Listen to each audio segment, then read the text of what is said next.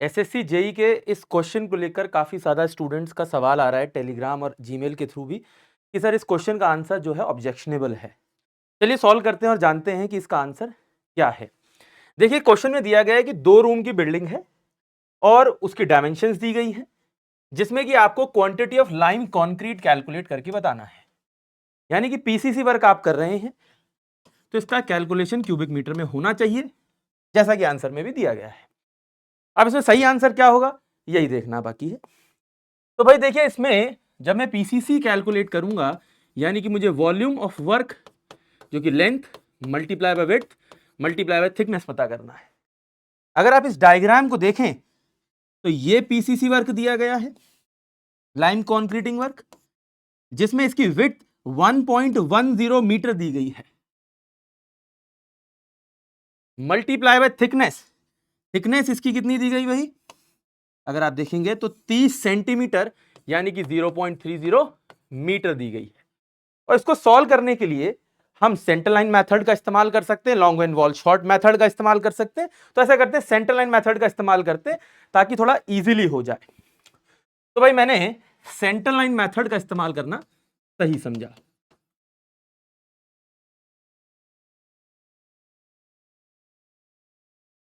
ठीक है ना। अब इसके अंदर सबसे पहले मुझे लॉन्ग वॉल की लेंथ निकालनी होगी, परपेंडिकुलर वॉल यानी कि शॉर्ट वॉल की लेंथ निकालनी होगी, उसको टोटल ऐड करना होगा और उसके अंदर यहां पर जंक्शन पॉइंट बन रहे हैं तो उसके लिए डिडक्शन भी करना होगा। तो सबसे पहले अगर मैं इसकी लेंथ निकालता हूं तो दीवार की थिकनेस मुझे 30 सेंटीमीटर दी गई है, जो कि सिर्फ आधी कंसिडर होगी क्योंकि मुझे सिर्फ सेंटर तक जाना है। तो 0.30 डिवाइडेड बाय 2 प्लस इस पूरे रूम की लेंथ जो कि 4 मीटर है, प्लस इस पूरी दीवार की विड्थ आ जाएगी 0.30, प्लस ये आपका 6 मीटर दिया गया है, प्लस आपका यहां पे भी दीवार की आधी विड्थ आ जाएगी जो कि 0.30 डिवाइडेड बाय 2 है। अगर मैं कैलकुलेट करता हूं तो यहां पर जो आपकी लेंथ निकल के आती है वो 10.6 मीटर आती है, राइट है। उसके बाद मैं परपेंडिकुलर वॉल की भी सेंटर लाइन लेंथ निकालूंगा जो कि भाई आधी दीवार यहां से आ जाएगी तो 0.30 डिवाइडेड बाय 2 प्लस यहां पर ये 6 मीटर है और ये आधी 0.30 डिवाइडेड बाय 2, तो टोटल बैठी है मेरी 6.3। ठीक है ना। तो भाई मेरी टोटल सेंटर लाइन लेंथ कितनी आई,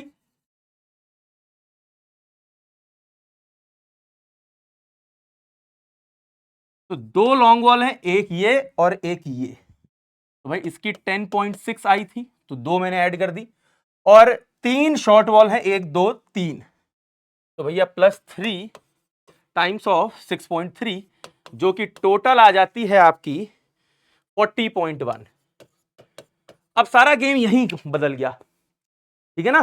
कई बच्चों ने मुझे सॉल्यूशन भेजा है जिसके हिसाब से इनका आंसर काफी डिफरेंट आ रहा है, बट जो एसएससी ने इसका आंसर दिया है वो बिल्कुल सही है। क्यों? क्योंकि जो डिडक्शन है उसी में सारी गलती हुई है। सबसे डिडक्शन जो करना होता है वो क्या करना होता है, number of nodes multiply half the time of width.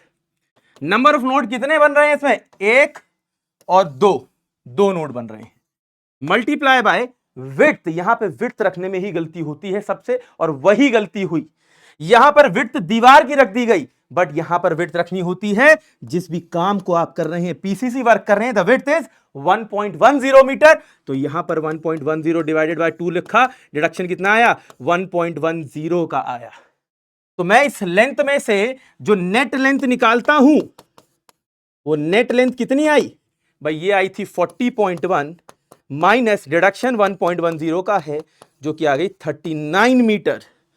सही बात है। अब 39 मीटर आई तो भाई मेरे को यहां पर लेंथ रख देनी है 39, मल्टीप्लाई किया 39 multiply by 1.10 multiply by 0.3 and that gives you approximately, ये आ जाएगा आपका मल्टीप्लाई करने पर 12.87 क्यूबिक मीटर। और एसएससी ने भी इसका आंसर अगर आप देखेंगे तो यही दिया है, यानी कि इसका आंसर करेक्ट दिया गया है। आपको किसी ऑब्जेक्शन की जरूरत इस क्वेश्चन में नहीं है।